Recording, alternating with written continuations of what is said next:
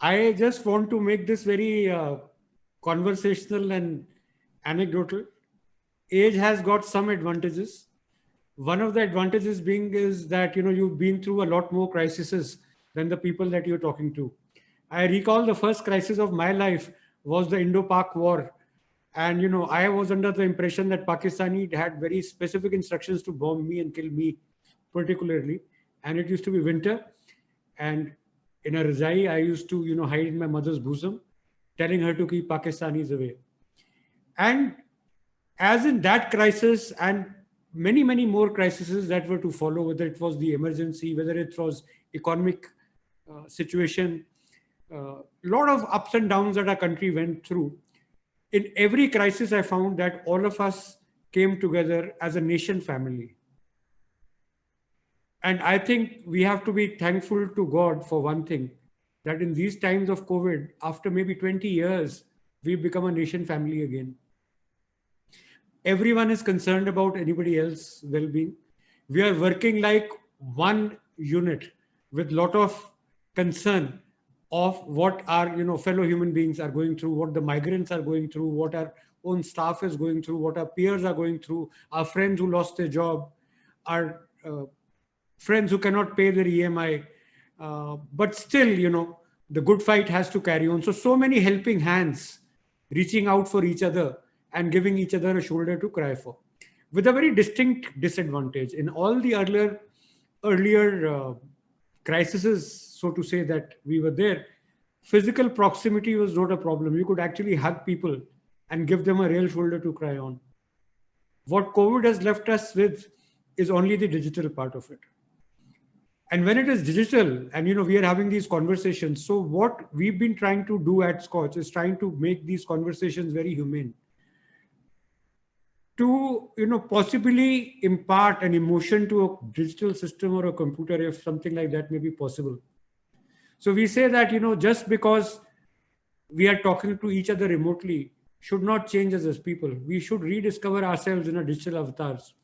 God gave us an entire package to be able to look in each other's eyes, to be able to empathize, and to be able to relate to each other. So can we have those conversations? Can we have those relationships online?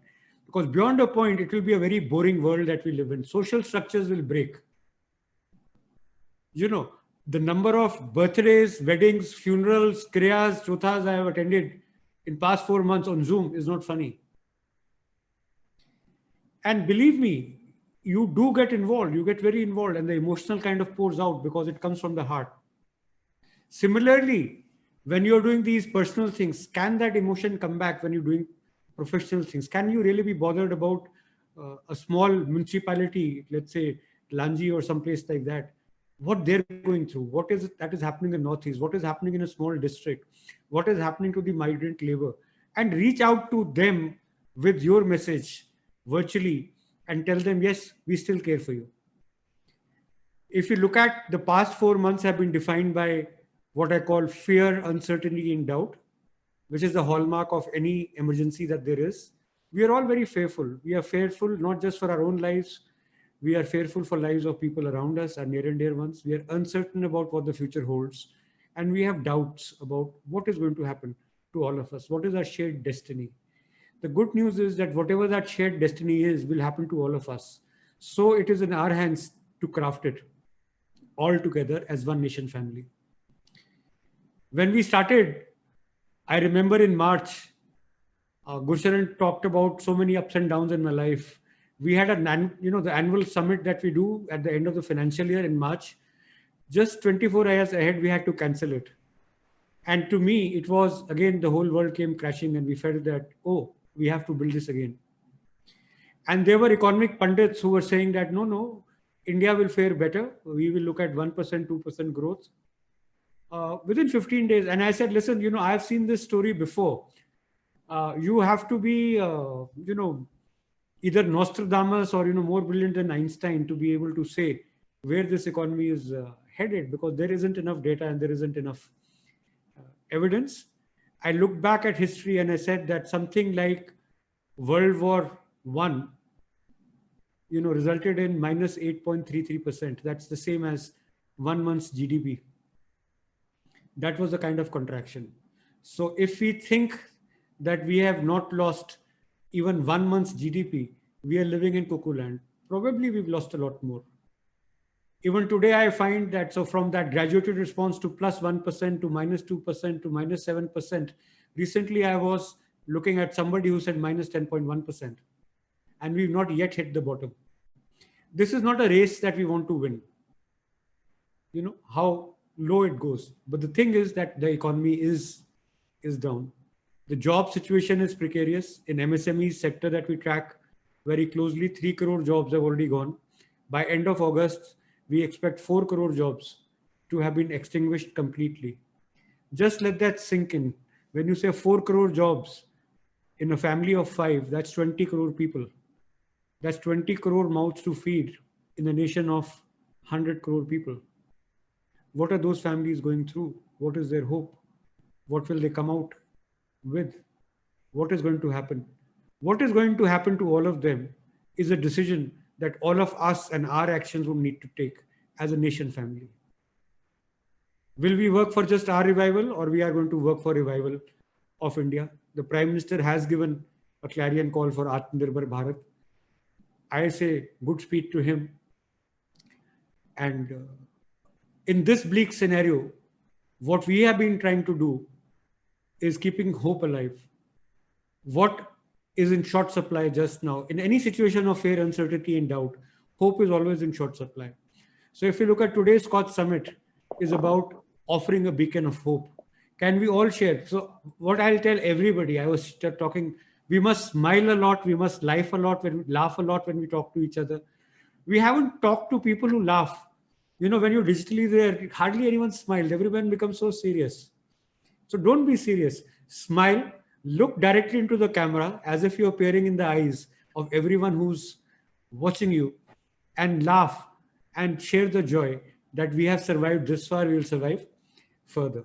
So what is it that is giving me this hope today? One thing that has given me the maximum hope is emergence of field warriors. Earlier, it was a central government, it was some secretary to government of India or the minister or the prime minister who was expected to take the lead. But you know, there are so many beacons of hope that we found at the block level, at the district level, at the village level, where people have taken the lead and have led an entire community, whether it's economic revival, whether it's survival or it's transformation. There are so many stories that you have. In such vast numbers, India has never transformed. And in such vast numbers, India has never had leaders. In such vast numbers, there has been no capacity demonstration that, yes, we are a very competent country. So that's the single thing that has given me a lot of hope, that as an entire country, as a nation, we have risen to this challenge and everyone is doing their bit. The second thing which is giving me a lot of hope is that all financial schemes of the government, or all the financial might of the country, is being redirected towards human needs. When your family is in trouble, you know, the guy who's most in the trouble, he needs to be supported. The guy who's most hungry needs to be fed. The guy who's most thirsty needs to be given water. So I see this repurposing of public finance in India happening. People say, are we going socialist? No, we are not going socialist. It is this revival where we are, you know, giving free food, we are giving Narega wages, etc., which is going to lead to economic revival of the country, because these are the people who feel hunger the most, they feel thirst the most, they have needs the most. One policy direction where we may have erred, and I have talked about it often, is that why is it in India that you have to reach rural India to get social security? Why there is no social security in urban India? And we've argued for a very long time. And I'm happy to note that 2 days back, there was a news that there is a Narega equivalent of urban India that is being thought of, which has been my long-standing recommendation. Now, you know, all these laborers who were working with us, all our drivers, all our peons who went home, had no need to go home. If there was Narega kind of wage available through MSMEs or through industry, through that support, they would have stayed where they were. And the economic revival would have encompassed urban India as well. Anyway, so there are lessons that we learn. The system is being redefined. Bottom up is finally becoming a reality. Decentralized planning is what we had talked about. I remember when Montek Singh Ahluwalia was in the Planning Commission. Now I think India has taken an entire leap, not just decentralized planning. We have moved to decentralized implementation straight away. Every city, every village, every district, every block, every government functionary has an implementation plan and a dashboard and is monitoring very minutely the outcomes. You see Gurgaon buses, since there are no passengers, being repurposed as grocery shops, as repurposed as mobile hospitals, as pharmacies, and there are similar stories everywhere. No one told them to do this. It came out as a very keen desire to use assets of the country for the benefits of the people wherever those assets are. And we find these assets at the grassroots.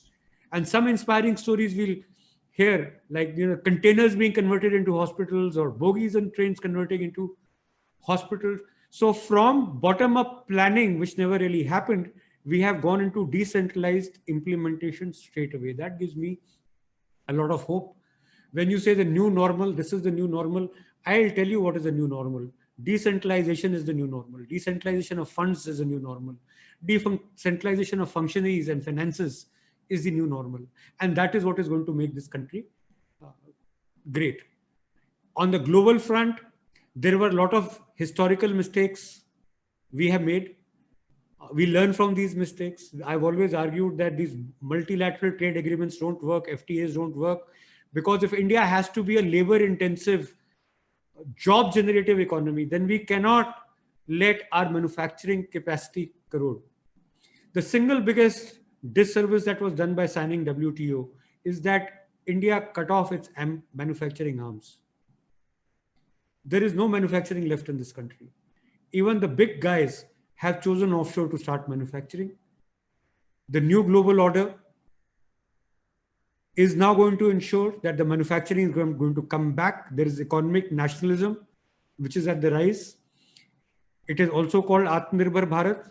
We will make sure that everything that is consumed in India should, to whatever extent possible, be manufactured in India, to be made in India.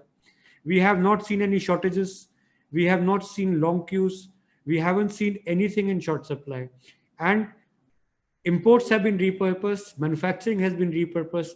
So the entire country, the nation family, has risen and responded to it. So, earlier there used to be paper tigers. Now there are digital tigers. So there are two extremes that India is moving in. Everything is becoming a part of a digital supply chain. But I can tell you, economy doesn't come out of a spreadsheet. You cannot model and you cannot say that. So there is nothing that is going to replace the primary and the secondary industries. People will have to manufacture. People will have to toil in the field. People will have to work in factories. If digital has to succeed and you say IT industry is going to do very well because, everyone is working from home, but they have to foot the bill for working from home. So unless the real industry works, the real farmer works, the real factory works, there is no one to pay for IT. And I think so let us not be delusional and keep that reality in mind, that even if you're IT, if you're a digital warrior, if you're talking about artificial intelligence, how does it relate and change a common man's lot? That is extremely important. Moving forward to the future, I see a lot of hope. There was an unfinished reforms agenda. The biggest reform agenda that remains unfinished is administrative reforms. While we did financial reforms, we did a lot of reforms. Nothing practically was done for administrative reforms. And there we have an expert speaker today. I remember he was like from space age when he was in the cabinet secretariat because his job was outcome management. How do you do outcome budgeting in a country like India where, you are punished for not doing your spending? Your budget lapse, oh my God, you're so bad because you saved some money for the government. So that paradigm has to shift. And I really hope that that administrative reform agenda would move forward. Labor reforms would move forward. Ease of business will actually become real, and the good thing is that for any sane policy, there is no opposition left. Speaking truth to the power is now an existential necessity. You cannot be a courtier anymore. You cannot create an echo chamber around your leaders because then you are to be blamed yourself. You must speak the truth. You must be a voice multiplier. You must talk about who've done good. And those are the stories of hope that you will see throughout panning out today. How little people, how district commissioners, how district medical officers, how block level functionaries, how sub block level functionaries, how village level functionaries have risen to these tasks. And these are the unsung heroes. Mainline media has no time for them. No one has any time for them. We look for these beacons of hope. We do a fine tooth combing of the entire country. We locate you. We locate you and we honor you. We locate you and we honor you because your story is nationally important contemporary history. It is a story that will inspire thousands of others, and that is a story that is going to transform India. I hope to write many, many books. In these books, there should be chapters about people like you, ordinary people. God's blessings be added to you. We are all together. We are one nation family. Please speak freely. Please interact. Don't become something that you're not. दिल से बोलिए, जोर की बोलिए, अपनी आवाज सुनाइए. सबका भला होगा. God bless you. भारत माता की जय.